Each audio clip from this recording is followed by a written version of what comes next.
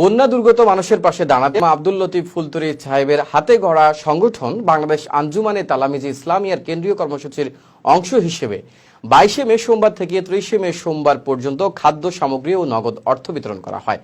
কেন্দ্রীয় সাধারণ সম্পাদক মুজতবা হাসান চৌধুরী নুমানের নেতৃত্বে সিলেটের জকিগঞ্জ ও কানাইঘাট উপজেলা ব্যাপী প্রায় 1000 পরিবারের মাঝে তালামিজি ইসলামিয়ার খাদ্য সামগ্রী ও নগদ অর্থ বিতরণ করা হয়।